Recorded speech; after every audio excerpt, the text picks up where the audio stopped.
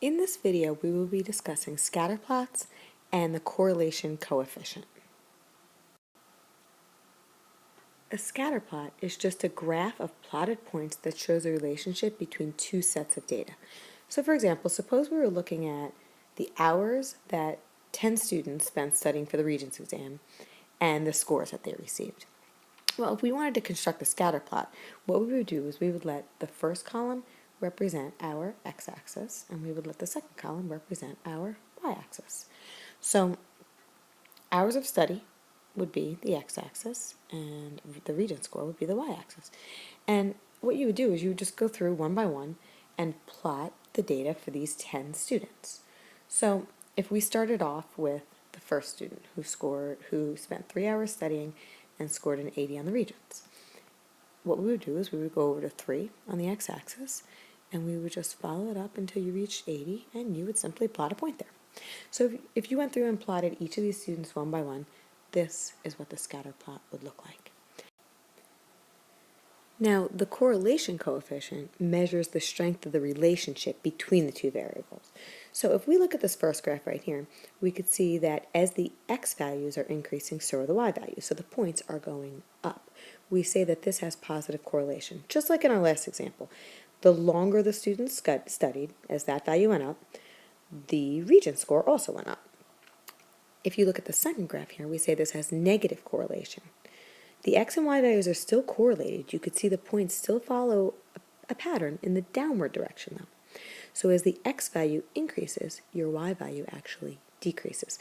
So for example, let's say the x-axis represented the number of miles you drove in your car, and the y-axis represented the amount of gasoline you had left. Well, the further you drive in your car, the less gas you will have. So they do have a relationship, but as one variable goes up, the other variable goes down. And finally, this last graph right here shows no correlation at all. The points are all over the place. The x value and the y value have nothing to do with each other. So for example, let's say the x-axis represented your salary and the y value represented your shoe size. Those two variables have absolutely nothing to do with each other.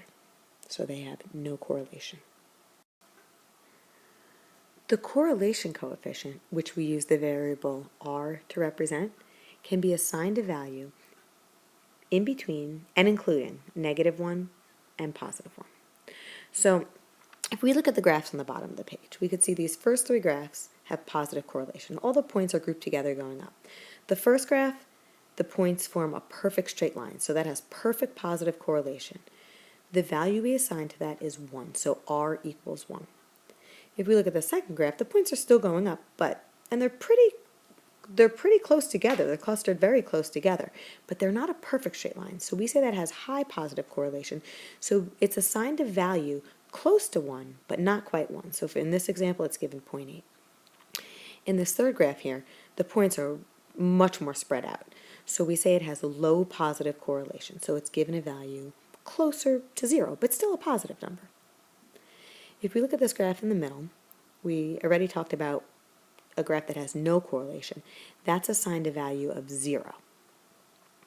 Now if we look at the last 3 graphs, all of these have points that are going down. So they all have negative correlation. The last graph here has perfect negative correlation because it's a perfect straight line. The second to the last graph right here, the points are clustered closely together, so it is close to -1, but not quite there. We say that has high negative correlation.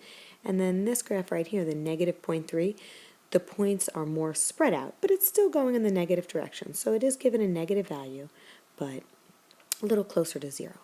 So again, correlation is assigned a number that always has to be greater than or equal to -1 or less than or equal to +1.